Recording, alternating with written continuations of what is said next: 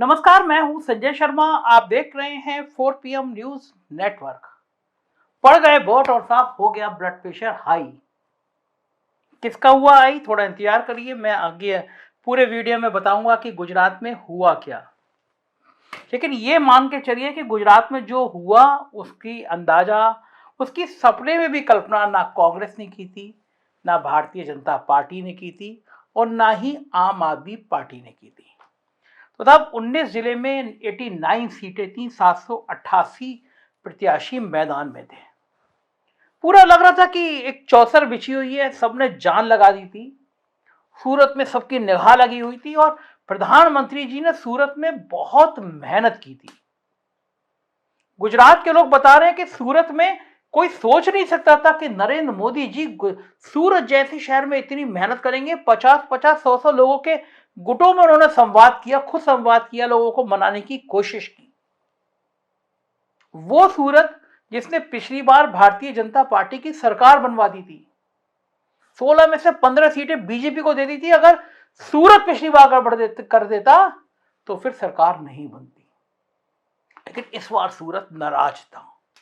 GST और नोटबंदी ने बैंड बजा रखी थी, तो लग रहा था कि अगर सूरत गड़बड़ाया तो पूरा कुनबा बिखर जाएगा। अब मैं आता हूं मोटा मोटा आज के मुद्दे पर। सब मान रहे थे कि जितनी मेहनत हो रही है, सारे पार्टियां लगी हुई हैं, तो परसेंटेज वोट का बहुत बढ़ेगा। चुनाव आयोग ने जो जानकारी दी है, कभी कभी ऐसा होता है वोटिंग के 48 घंटे बाद चुनाव आयोग बताता है कि नहीं साहब, इतनी नहीं, इतनी वोटिंग हुई थी। देश का चुनाव आयोग जिस हालत में पहुंच गया, उसमें कुछ भी करना बेमानी नहीं है। कुछ भी कर सकते हैं भाई लोग, कुछ भी मतलब कुछ भी। लेकिन जो अभी तक आंकड़े आए हैं वो लगभग 59% वोट के आए हैं। मतलब गुजरात के पहले चरण में 2017 की तुलना में लगभग 10% कम वोटिंग होने की सूचना है। 2017 में इन्हीं इलाकों में पहले चरण की वोटिंग हुई थी, जहां पे अब हुई है। 2012 में 72%, जबकि 2017 में इन्हीं इलाकों में 69% वोटिंग हुई थी। 2022 में जो आंकड़ा आया वो लगभग 59 और 60 के बीच में घूम रहा है। अब अलग अलग पैमाने आ रहे हैं। पिछली बार जो लोगों के वोटिंग थी, सबसे ज़्यादा नर्मदा जिले के डेडियापाड़ा में 85.4% और सबसे कम कच्छ जिले की गांधीधाम पर 54.53। मैं बता रहा हूँ पिछले चुनाव का, 2017 का। इस बार सबसे ज़्यादा तापी में हुआ है 77.87 यानी 77.87, और सबसे कम गांधीधाम में 39.89। 5 जगह ऐसी आई हैं 89 में जहां पर 70% से ज़्यादा वोट हुई है।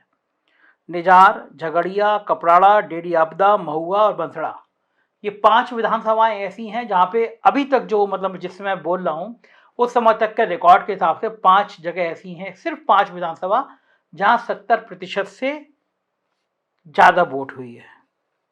अब ये आंकड़े क्या कहते हैं, ये हम इस पर चर्चा करेंगे, क्योंकि बहुत टिपिकल है मामला। कांग्रेस से कहा है, शिकायत करी है कि 50 बूथों पर ईवीएम काम नहीं कर रही थी। और ये कम वोटिंग किसको फायदा पहुंचाएगी, किसको नुकसान पहुंचाएगी, इस पे लोगों का बड़ा अलग अलग मानना है। हमारे 4PM गुजरात के संपादक हैं मयूर जानी, उनका मानना है कि ये कम वोटिंग कई मायनों में अलग अलग संदेश दे रही है। नुकसान हो रहा है भारतीय जनता पार्टी का, अभी तक उनको लग रहा है। ये अपनी बात में तर्क भी दे रहे हैं। देखिए, अगर ये जो फर्स्ट फेज का जो पहले चरण का जो वोटिंग जो है वो हमको ये बड़ा साफ लग रहा है कि क्योंकि ये 10% के आसपास कम हुआ है, और इतिहास साक्षी है इस चीज़ का कि जब भी वोटिंग कम होता है तो सत्ताधारी पार्टी जो होती है उसके लिए बड़ी मुसीबत हो जाती है। फॉर एग्जांपल आप ले लें 2012 का, अगर आप गिन ले तो 2007 में जब बीजेपी ने इलेक्शन जीता था तो उसकी 117 सीटें आई थी। फिर जब 12 में इलेक्शन हुआ तो वोटिंग परसेंटेज जो है डाउन हो गया था, वो 71% के आसपास कुछ था, तो वहाँ उनकी 2 सीटें कम हो गई। फिर 2017 में जब 69% के आसपास जब वोटिंग हुआ, जो कम हो गया वोटिंग ये पहले फेज की बात कर रहे हैं हम, तो फिर बीजेपी की सीटें 2.5% के आसपास जब वोटिंग कम हो गया तो वो 115 से कम होके वो 99 पे आ गई। अब जबकि 10% का पूरा कटौती दिख रहा है पूरे वोटिंग में, मतलब 69%, 69 पॉइंट समथिंग परसेंट था, उससे कम से कम ये 59-60 के आसपास का मामला है पूरा। तो ऑलमोस्ट 10% जो है वो वोटिंग कम हुआ इस बार। तो आप सोच लीजिए कि अगर वो 2012 और 2017 में अगर 1.5 या 2.5% में इनकी अगर इतनी सीटें कम हुई थी, तो आप सोच सकते हैं कि अगर ऑलमोस्ट 10% का अगर वोटिंग कम होता है तो जो रूलिंग पार्टी है उस पर क्या असर पड़ेगी। हमको लगता है कि ये भारतीय जनता पार्टी के लिए खतरे की बहुत बड़ी घंटी है। और अब जो दूसरा फेज है, जो सेकंड फेज है, दूसरा चरण, उसका भी हमको एक इंतज़ार करना पड़ेगा जो 5 तारीख को है। और अगर वो भी, क्योंकि इसमें बहुत सारी बातें हैं, हम कोशिश कर रहे हैं कि हम आपको पूरा एक विश्लेषण दे दें आपको, लेकिन हमको अभी भी जो साफ दिखाई दे रहा है, जो साफ लग रहा है, वो यही है कि बहुत मुश्किल वाली बात है भारतीय जनता पार्टी के लिए। और दूसरा चरण का भी मतदान अगर इसी पैटर्न पे हो गया तो फिर भारतीय जनता पार्टी के लिए सत्ता में टिके रहना बहुत ज़्यादा ही मुश्किल हो जाएगा। ये हमारा अभी मानना है जो आपको हम बता रहे हैं। कई लोग कह रहे हैं क्योंकि आरएसएस के कैडर मोदी और अमित शाह से नाराज होकर घर पर बैठ गए हैं।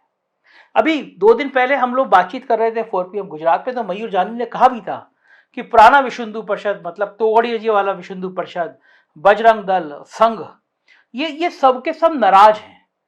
इनके नाराजगी का कारण ये कि ये तो घर पे बैठ गए हैं या गुस्से में हैं, और लोग मानते हैं कि इनकी नाराजगी की वजह से वोटिंग कम हुई है। यदि ये वाकई में ये बात सच है तो ये भारतीय जनता पार्टी के लिए बुरे सपने की तरह है।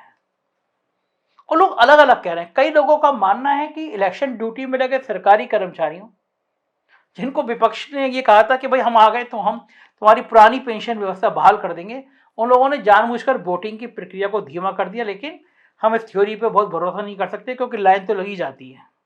लेकिन एक बात है, सेफोलॉजी का सिद्धांत बताता है कि कम वोटिंग का मतलब यह है कि जनता में किसी भी प्रकार की धार्मिक गोलबंदी की संभावना नहीं है। मतलब गुजरात दंगे, मतलब गोदी मीडिया ने जो हिंदू मुसलमान की आग लगाई थी, वो नहीं चली। भाजपा की चुनावी सफलता में वोटिंग प्रतिशत के बढ़कर 65 से 70 के बीच पहुंचने का एक बड़ा योगदान रहा है पिछले कई दौरों में। और सबसे बड़ी बात यह है कि युवाओं में आज वोटिंग के प्रति उत्साह देखा गया, जबकि चुनाव अभियान के दौरान युवा ही सबसे ज्यादा सरकार के खिलाफ दिख रहे थे, महंगाई, बेरोजगारी के मामले में बात कर रहे थे। और 10% वोट का कम होना, वो भी त्रिकोणीय मुकाबले में जहां 3 पार्टी लड़ रही हो, सत्ताधारी दल को बहुत डरा रहा है। बीजेपी को लग रहा है कि हो क्या रहा है, कुछ भी हो सकता है। आप थोड़ा पिछले चले जाइए, 2005 का बिहार विधानसभा चुनाव, 2005 में जब वोटिंग प्रतिशत वर्ष 2000 के 52 की तुलना में घटकर 44 पर आ गया था। और इस घटे वोटिंग प्रतिशत का परिणाम यह हुआ था कि लालू परिवार की सत्ता समाप्त हो गई थी। त्रिशंकु विधानसभा बनी थी तब 243 सदस्य वाली बिहार विधानसभा में एनडीए को 92, राष्ट्रीय जनता दल को 75, लोक जनशक्ति पार्टी को 29 और कांग्रेस को सिर्फ 10 सीटें मिली थी। बाकी सीटें निर्दलीय और छोटे छोटे दलों को मिली थी, मगर किसी को भी 122 का बहुमत का आंकड़ा नहीं मिला था। रामविलास पासवान अपने 29 विधायकों के साथ सत्ता की चाबी लेकर घूमते रहे और अंततः 8 महीने बाद फिर से विधानसभा का चुनाव कराना पड़ा। ये हाल होता है कि अगर वोट परसेंटेज कम हो जाए, भाजपा के लिए वोट प्रतिशत का कम होना हमेशा से एक परेशानी का कारण रहा है। यूपी में भी 2007 में याद करिए कि 46% पोलिंग में भाजपा को तीसरे नंबर पर खिसकना पड़ा था। 2012 में भी लगभग ऐसे ही हुआ था। पन्ना प्रमुख का मॉडल इस बार धराशायी हो गया। बेचारे पन्ना प्रमुख अपने पन्ने के वोटर ही घर से नहीं निकाल पाए। नाराजगी थी या क्या वजह था, समाप्त नहीं आ रहा। और एक बड़ी बात यह भी है कि मुख्यमंत्री, डिप्टी सीएम, इन सब प्रभावशाली लोगों के जो टिकट काटे गए तो वो भी उनके समर्थक भी घर पे बैठ गए। उन्होंने कहा लड़ा लीजिए चुनाव, लड़ कर लीजिए, चुनाव में करना है। तो भारतीय जनता पार्टी को ये डरा रहा है कि ये हुआ क्या। बहुत सीनियर जर्नलिस्ट हैं, अमिताभ श्रीवास्तव जी दिल्ली में, मैं उनके संग बातचीत कर रहा था, डिबेट कर रहा था, उनको कहना था कि ये जो आज का वोटिंग है, ये वोटिंग बीजेपी के सपनों को तोड़ने वाला है। उनको मानना था कि ये जो वोट हुआ है आज, ये भारतीय जनता पार्टी के लिए किसी बुरे सपने की तरह है। सुनिए क्या कह रहे हैं। थोड़ा सा उसको शायराना अंदाज में कहूँ तो मीर का शेर आता है कि उल्टी हो गए सब तदबीरें, कुछ न दवा ने काम किया। ये बहुत कुछ मोदी साहब ने बहुत सारी बातें कह डाली। उल्टी हो गए सब तदबीरें, कुछ न दवा ने काम किया, आखिर इस बीमारी दिल ने देखा काम तमाम किया। तो ये जो बात है, अभी हम ये नहीं कह सकते कि काम तमाम हुआ कि नहीं हुआ, लेकिन जो वोटिंग परसेंटेज है और जिसके आधार पर हम ये सारी बातें कह रहे हैं, और आम आदमी पार्टी का जो आपकी शुरुआती वीडियो में जिक्र आया कि इस बार मामला त्रिकोणीय है, तो आम आदमी पार्टी को जो लोग ऑफ कर रहे थे उनके लिए ये जानना दिलचस्प होगा कि सूरत वगैरह में जहां आम आदमी पार्टी ने अच्छा किया था निगम चुनावों में, वहां आम आदमी पार्टी के जो उम्मीदवार हैं, जो उनका चुनाव है, उससे अच्छा बताया जा रहा है। और भारतीय जनता पार्टी की बहुत सारी जो वीआईपी सीटें थी, जिनमें कि जामनगर से जो जडेजा जो क्रिकेटर है, रविंद्र जडेजा, उनकी पत्नी जो लड़ रही हैं, उनकी सीट पर भी कांटे की टक्कर बताई जा रही है। मतलब जो केकवॉक वाली स्थिति जो मैं कह रहा हूँ बार बार, तो वो कहीं नहीं है। तो ऐसे में ये जो आपने बात कही है, मुझे तो ऐसा बिल्कुल नहीं लगता है कि ये भारतीय जनता पार्टी के लिए कहीं ना कहीं कोई आश्वस्त की स्थिति होगी, चाहे वो मोदी साहब ने भी कुछ जो भी कहा हो, चाहे अमित शाह साहब ने कुछ भी कहा हो। लेकिन कुल मिलाकर के चूंकि ये गुजरात का चुनाव है और गुजरात नरेंद्र मोदी जी और अमित शाह जी के लिए सिर्फ एक चुनाव नहीं है, उनकी अपनी साख का, उनकी अपनी निजी साख का सवाल है, क्योंकि वो दोनों गुजरात से ही आते हैं। और पूरी की पूरी जो राजनीति में गुजरात मॉडल जो मोदी साहब ने प्रचारित किया था 2013 ऑनवर्ड्स, तो वो गुजरात मॉडल जो है उसकी हवा निकलती हुई दिख रही है। अगर आपका ग्रामीण मतदाता जो है वो उसका असंतोष कहीं ना कहीं जो हैवी वोटिंग ग्रामीण इलाकों में दिख रही है, तो वो उससे कहीं ना कहीं ये बात जाहिर होती है कि मतदाता तमाम सारी जो बातें हुई, तमाम जो यहाँ पर अस्मिता मूलक प्रचार किया गया, चाहे वो खड़गे साहब के बयान को लेकर के मोदी साहब ने अपने ऊपर हमला मान लिया कि साहब हमको देखिए रावण कहा जा रहा है। आज भी मैं कहीं देख रहा था उनका, तो उन्होंने कहा कि साहब खड़गे साहब से मुझे कोई शिकायत नहीं है। उन्होंने कहा मैं उनकी बहुत इज्जत करता हूं। उन्होंने तो वही कहा जो उनसे कहलवाया गया है, और कहलवाया किसने होगा, तो उनका इशारा कुल मिलाकर के सोनिया गांधी, राहुल गांधी और प्रियंका गांधी की तरफ होता है। तो ये जो चीजें हैं ये, लेकिन कोई भी तदबीर जो है, जैसा मैंने कहा, वो कुछ भी काम आता हुआ दिख नहीं रहा है। कम से कम जो वोटिंग परसेंटेज है उसके आधार पर अब आप अंदाजा लगाइए कि आज मोरबी में भी वोट पड़े हैं, और मोरबी का मतदाता जो है, वो जो मोरबी का हादसा हुआ है उसको भूला नहीं है, ऐसा वहां की वोटिंग परसेंटेज से दिख रहा है। तो ये जो बीजेपी सरकार ने बहुत बड़ी बड़ी बातें कही, चाहे वो डबल इंजन की बात हो, चाहे कुछ भी हो, उसका कहीं बहुत ज्यादा असर हुआ होगा मतदान में, ऐसा दिख नहीं रहा है। संजय जी, क्योंकि देखिए सबके अपने अपने तर्क हैं, अपनी अपनी स्टडी है, सीनियर जर्नलिस्ट हैं। ऐसी मीनू जैन है, बम्बई में शानदार पत्रकारिता करती हैं, वो बड़े बड़े अखबार मैगजीन के वो एडिटर रही हैं।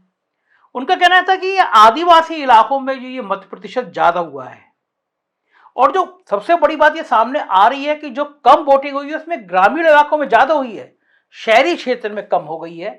और शहरी क्षेत्र बीजेपी के वोटर हैं, बीजेपी के गढ़ हैं, और उसमें भी शहरी क्षेत्रों में आम आदमी पार्टी बहुत एक्टिव है। ये बीजेपी की परेशानी है।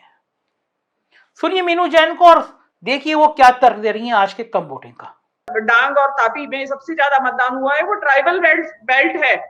ट्राइबल बेल्ट भी 14 सीटें हैं साउथ गुजरात की, उसमें से 7 बीजेपी के पास है, बाकी कांग्रेस के पास है। तो अगर वहां पे भारी मतदान हुआ है तो आजू बाजू भी उसका असर पड़ा होगा जरूर। तो इसका मतलब यह है कि वहां सीटें बढ़ेंगी कांग्रेस की। ट्राइबल साउथ गुजरात का जो ट्राइबल इलाका है वहां पे कांग्रेस की सीटें बढ़ने वाली हैं, और ये फिर खतरे की घंटी है। जबकि भाजपा ने, मोदी की जो सरकार है, वहां जो भाजपा की सरकार है, उन्होंने गुजरात में बहुत काम किया है पिछले दिनों इन ट्राइबल एरियाज के लिए। उनको क्योंकि उनको ये था कि जो हमारी सौराष्ट्र या कच्छ में सीटों में जो कमी आएगी उसकी क्षतिपूर्ति हम ये इस ट्राइबल एरिया से करेंगे। तो इसके मद्देनजर, और ट्राइबल एरिया ट्रेडिशनली कांग्रेस का स्ट्रॉन्ग होल्ड रहा है, तो इसमें कांग्रेस को डेफिनेटली इसमें फायदा मिलेगा। दूसरी बात है सौराष्ट्र की। सौराष्ट्र में भी मतदान बहुत बहुत कम हुआ है 19 से। पिछली बार 68% था। अभी देखना है कि 62% तक मेरे पास खबर आई थी 5:45 तक। तो उसमें ये बोल रहे थे कि 2-4% और बढ़ेगा आगे, उससे ज्यादा बढ़ने वाला नहीं है। तो अब सौराष्ट्र जो है, और सौराष्ट्र और कच्छ है, वो तो वहां पे कांग्रेस डेफिनेटली हमेशा से अच्छा करती आई है। और पिछली बार जो सीटें में जो बढ़त आई थी वो उसी इलाके की वजह से आई थी। तो जो ये कहा जा रहा था कि भाई पटेल वोट जो है वापस चला गया है बीजेपी में, भाई जो 2017 में जो पटेल वोट कांग्रेस की तरफ आया था, वो ये कहा जा रहा था कि वो 2022 में वापस चला गया है। ये मीनू जैन है, इनका अपना लॉजिक है कि अगर कम वोटिंग होगी तो चीजें बदल सकती हैं। गुजरात में सौराष्ट्र टाइम्स के संपादक हैं, बहुत अच्छे पत्रकार हैं जगदीश मेहता जी, वो भी मेरे साथ थे। तो उनका कहना है कि भाई हमको लग रहा है कि किसी तरह सरकार तो बना लेगी बीजेपी, लेकिन लोगों में जो गुस्सा है महंगाई का, और मेहता जी का कहना था कि बीजेपी को कोई हरा रहा है तो बीजेपी हरा रही है, विपक्ष नहीं हरा रहा। मेहता जी का कहना कि भारतीय जनता पार्टी के नेता ही भारतीय जनता पार्टी को हरा रहे हैं, गुस्से में है, पार्टी की नीतियों से गुस्से में है। और लॉजिक उनका तार्किक है। सुनिए कि जगदीश मेहता जी क्या कह रहे हैं। उसका जो मार्जिन है, मार्जिन कम होगा। और वो क्यों होगा? नहीं कि कांग्रेस के हिसाब से, कांग्रेस के लिए नहीं, भारतीय जनता पार्टी को इस बार सबसे बड़ी अगर पड़कार किसी को मिली अपने ऑपोजिशन वाली, तो वो खुद ही की है। जो भारतीय जनता पार्टी के लोगों ने अपना दावा पेश किया था, एमएलए की टिकट मांगी थी, उनको टिकट नहीं मिला। तो टिकट जिसको नहीं मिले हैं वैसे बहुत सारे लोग हैं। और एक बात और भी मैं आपको बता देता हूं, सभी को ऐसा लग रहा है कि हम अगर इस बार टिकट न मिले वो तो खैर, लेकिन हमारी शक्ति अगर हम नहीं बताएंगे तो नरेंद्र मोदी और अमित शाह तो वैसे भी कह रहे हैं कि हमारे पास ये चुनाव जो है वो अपना 2022 का भी नहीं है, 2024 का भी नहीं है। ये जो चुनाव है वो पूरे गुजरात और भारत का 25 सालों के लिए है। यानी कि इस बार अगर जो भारतीय जनता पार्टी निकल गई तो आगामी 25 साल तक जितने भी इलेक्शन आएंगे उसमें मोदी जिसको कहेंगे, अमित शाह जिसको कहेंगे, उन्हीं को टिकट मिलेगा। यानी अभी जो लोग अपने आप को बड़े मान रहे हैं उनका भी अस्तित्व का सवाल था और है। इसीलिए वो सब लोग बहुत सारी मात्रा में हैं। वो सब लोगों ने क्या किया? खुलेआम विरोध किया, भारतीय जनता पार्टी का खुलेआम विरोध किया। कोई लोगों ने तो अपक्ष यानी वो क्या कहते हैं उसका कैंडिडेट, सेल्फ कैंडिडेट के हिसाब से भी वो लड़ रहे हैं। और दूसरे जो लोग हैं उन्होंने मीडिया के थ्रू भी और प्रेस कॉन्फ्रेंस करके या तो अपनी बाइट्स दे करके भी कहा है कि भारतीय जनता पार्टी को निकालो कैसे भी करके, क्योंकि उनके सबके जो जहाज थे वो डूब चुके हैं। तो कहने का तात्पर्य वो है कि न तो कांग्रेस के हिसाब से प्रॉब्लम है, न आम आदमी के हिसाब से प्रॉब्लम है। भारतीय जनता पार्टी को सबसे बड़ा प्रॉब्लम इस बार जो होने को जा रहा है, जैसे कि 2017 में पाटीदार आंदोलन का मुद्दा था, इस बार भीतरी असंतोष का ही सबसे बड़ा मुद्दा है। और फिर भी मैं आपको बता देता हूं कि कैसे भी करके, मैं ये शब्द भी इन्वर्टेड कोमा में बोलता हूं, कैसे भी करके गवर्नमेंट तो वो बना ही लेगी, ये गारंटी वाली बात है। एक चीज और पूछना चाहूंगा आपसे जगदीश जी, आम आदमी पार्टी का क्या सीन देख रहे हैं आप? कुछ फर्क किस पर डाला, नुकसान किसका किया उसने? सर जी, एक बहुत बड़ी एक हादसा जैसी ये बात है और मैं हर चैनल में ये कह रहा हूं और आज तक आम आदमी पार्टी ने उसको इनकार भी तो नहीं किया है। मैं आपको बता दूं, ये नहीं मैं बता रहा हूं कि मुझे मेरे पास कोई एविडेंस है, लेकिन कहा जो जा रहा है कि कुछ ना कुछ ऐसा डील हुआ है। तो अगर आप इन सबको सुनेंगे तो आप भी कंफ्यूज हो जाएंगे कि हुआ क्या रहा है, क्या चाह रहा है गुजरात, इतने कम वोटिंग से क्या संदेश दे रहा है गुजरात। और यही कारण है प्रधानमंत्री पूरी जान लगा दी। अहमदाबाद में जबरदस्त रोड शो किया उन्होंने, पूरा जान लगा के रोड शो किया, क्योंकि बची हुई जो सीटें हैं अगर उसमें भी गड़बड़ हो गया तो डिब्बा गोल हो जाएगा। और गुजरात में डिब्बा गोल हुआ तो 2024 में पसीने आ जाएंगे। मतलब मोदी और शाह जी के लिए जीने मरने का सवाल है। अगर गुजरात या तो दिल्ली की गद्दी जाएगी और फिर बगावत के सर उठेंगे। देखना यह है, निगाह बनी रहेगी। हम लोग गुजरात पे और माइन्यूटली पढ़ेंगे, देखेंगे, समझेंगे, आपको बताएंगे। आप देखते रहिए 4 PM। गुजरात की खबरें देखना हो तो 4 PM गुजरात को आज ही सब्सक्राइब करिए। रोज रात को 9:15 पे गुजरात की चर्चा करते हैं हम 4 PM गुजरात पे। बिहार की खबरें देखना तो 4 PM बिहार, और यूपी की खबरें देखना हो तो 4 PM यूपी को सपोर्ट कीजिएगा, सब्सक्राइब करिएगा। शुक्रिया, थैंक यू।